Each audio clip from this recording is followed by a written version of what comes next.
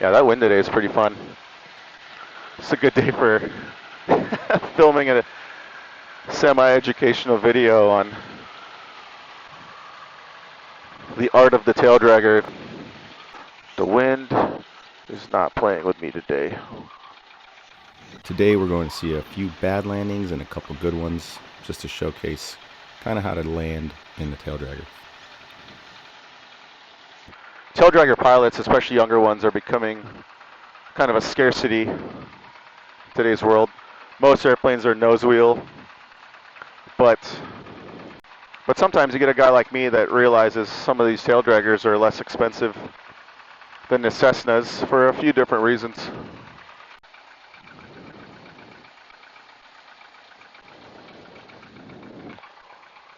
There we go. So for takeoff, I'm going to keep my carb heat in because of that cold temperature that I talked about. We're going to advance the power. I'm going to pick up my tail. Make sure I stay straight. And when the plane wants to take off, it leaves the ground. I don't have a rotate speed on this airplane. It's just whenever it decides to leave the ground. So to get ready for landing, but on any typical day when we're beam the numbers, I turn on my carb heat.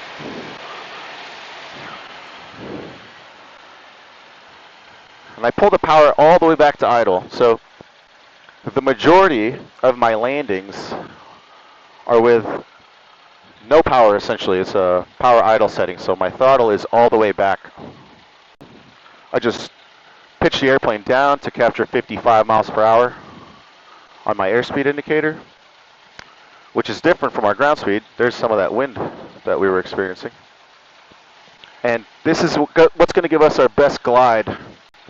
We might actually be a little far for complete power off landing, but I need to take into account that plane that was on final. So I think this time we're going to do a wheel landing. So we're going to put in a little bit of that power to arrest our descent. So usually capture a glide slope of some kind. And we're not going to go into PAPIs and VASIs today because in this plane I typically don't fly by the PAPI or VASI. I just look outside the runway. We'll talk more about that later. But we pick a power setting that allows us to descend at a pretty stable rate. And like I said, this is how most airplanes do their approaches. The power setting is variable to the day. Kick my left rudder here for a little bit of crosswind control. And as soon as we get close enough to the runway, typically right after we enter ground effect, I'm going to pull the power back, control the plane. We get on those two front wheels. We're going to keep the tail up with the stick until the plane feels like it wants to come down, which is right about now. And then I bring the stick back smartly, as they say. And that is a wheel landing. Let's try to get a couple more of those. But I feel pretty good about that one, especially with our variable crosswind component. This plane is allowed to fly by the seat of your pants. And I didn't really know what that meant until I started flying. Eventually, you're going to figure out what the airplane is doing. In my other videos, I talked about how this is very similar to riding a motorcycle. And the only way to really get good is repetition. So you could just take off once, fly around for an hour or two, and then land once, and that'll be a good 1 to 2 hours of flight. But some days, I like to take off, spend about an hour and a half, and I'll just rep out landings, do a bunch of touch and goes, especially in different conditions. Like today's a pretty good day for practice, because if you don't practice on days like this in a controlled environment and an airport that you're familiar with, someday you're going to go to an airport that you're not familiar with and be faced with, different crosswinds, different kind of meteorological conditions. And if you don't rep out and practice these landings, you might be so overwhelmed that you'll panic and likely, if you get into that state, not land at that airport, maybe go home if you have that capability. So sometimes in the traffic pattern, I just enter slow flight, where I pitch the airplane with a little bit of nose up attitude. I have my carb heat on. I pull back my power to about 1500. And this is a good way for me to make spacing between me and any of the other airplanes that are in the pattern. Yeah, that wind today is pretty fun. It's a good day for filming a semi-educational video on the art of the tail dragger, if you say.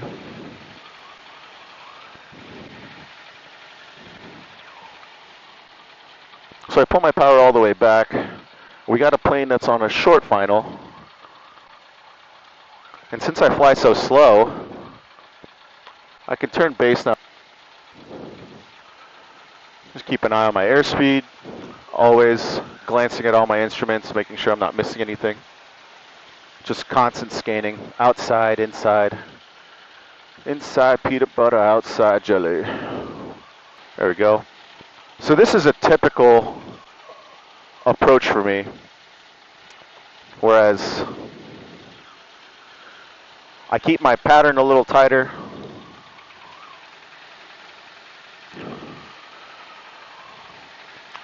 Don't necessarily need a slip today. Right, that plane's getting out of the way here. We're going to go ahead and do a full stall 3-point landing, as they say. So once we enter ground effect, my crosswind there. Well, we're supposed to keep the plane off the ground a little bit longer than that, but we landed on all 3 wheels, and I'm pretty happy with that. So the idea behind the 3-point landing is that when your wheels touch the ground, all 3 of them at the same time, the airplane is fully stalled. And what that means is that when you touch down, your wings are no longer generating any kind of lift. So again, I'll beam the numbers, carb heat, pull my power all the way back to idle, smartly and smoothly, as my tailwheel instructor used to say. From previous videos, I know you guys don't hear radio calls, but the Skywagon in the pattern with me just wanted to back me up and tell me that there's an airplane on final in case I didn't see it. And you know what? I'm all for it. No reason to get mad about it, because one day it might save my life. Ego will kill you. Inexperience will kill you, but ego will kill you just as well. All right, so now we could initiate our slip. That plane took off, so here we go. We get down close to the ground.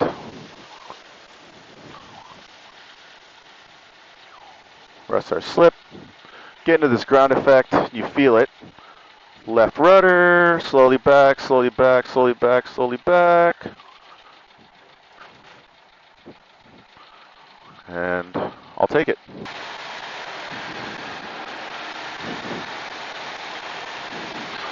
Not every landing is perfect. You try to make it as perfect as possible. That's what the training's for. It's everything that happens at every moment, every phase of the landing that matters. If it's a perfect landing, you keep flying the plane. If it's not a great landing, you keep flying the plane. You really don't have another choice. If you're the pilot in command of an airplane, you have the final say in the operation of that aircraft. As long as it's safe, you can back up whatever you're doing to the authorities, or really just to save your life. Here's a slip.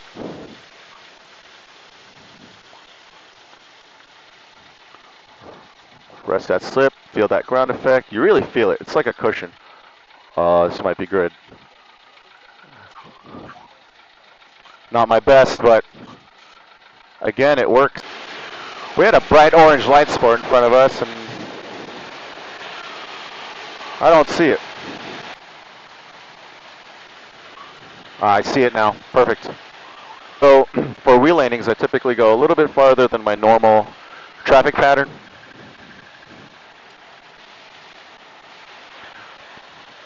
Just to try to intercept that shallow angle to the runway. Again, keeping an eye on our airspeed, because airspeed is king. It's a little high. And as the pilot, you just kind of do whatever you need to get the plane to do what you need it to do. There we go. So, we're lined up. A little bit of power. Correct for crosswind. Try to maintain that center line. Feel that ground effect. Slowly reduce power. That's a bit harder of a wheel landing, but we recover by adjusting, keeping that tail up, playing with our rudder until the tail wants to come down.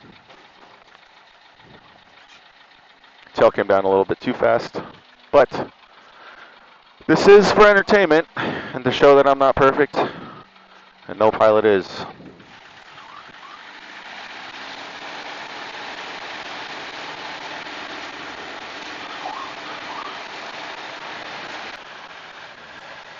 My dad told me something when I first started flying. He's a long-time pilot, about 40,000 hours, and he said anybody could be a pilot if it wasn't for the wind. And as I increase my experience and my hours, I'm learning that he's very, very right about that.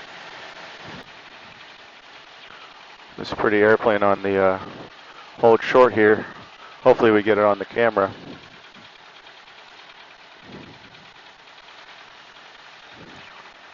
All right, let's do this wheel landing.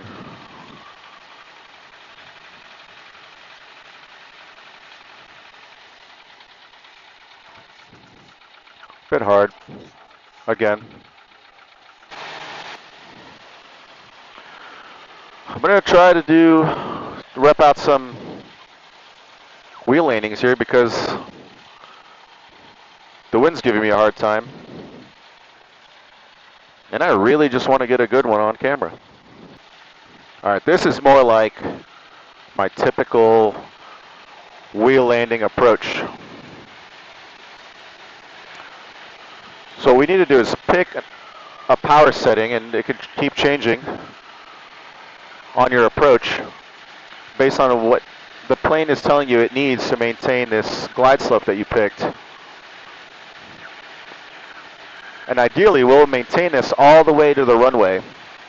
And as we enter ground effect and start to feel the plane get closer and closer to the ground, we'll slowly pull back on the power until our two wheels are on the ground. And then we'll keep the tail up for as long as the plane wants to keep the tail up. And when we think it wants to come down, up, see a little bit of a balloon there. Put in my crosswind correction.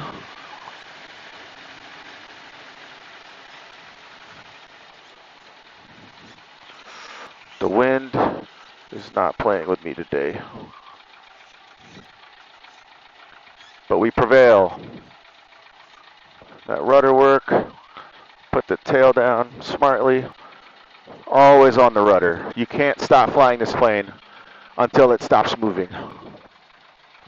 All right, that was one of our better ones, sadly, today. Let's go again.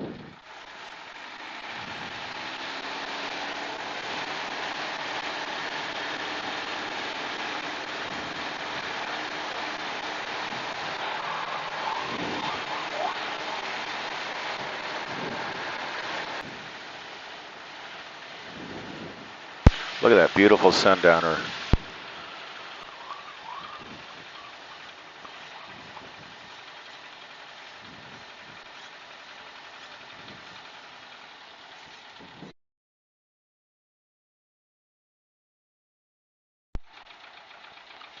Let's get that tail down smartly. control the rudder. I'll take it. Let's get out of here.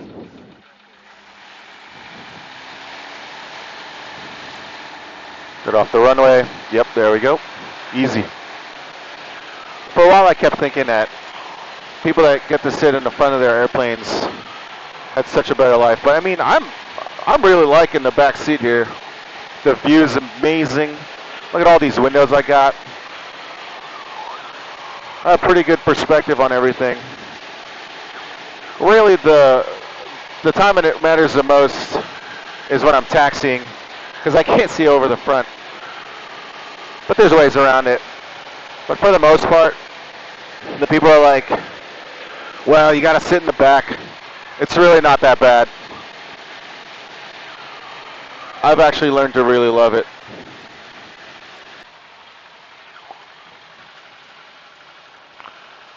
Oh, what a beautiful day.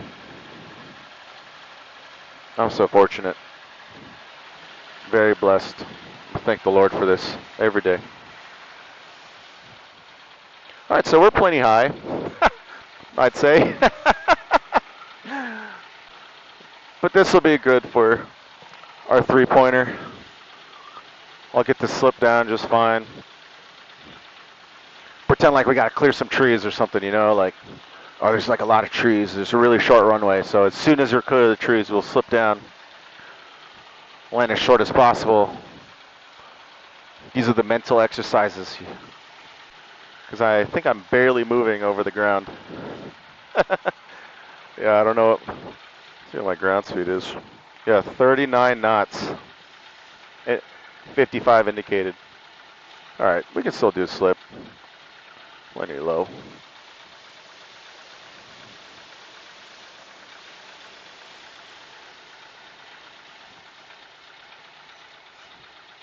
We'll rest our descent. Slowly pull back on the stick. Keep the plane off the runway. That was not a good tail wheel.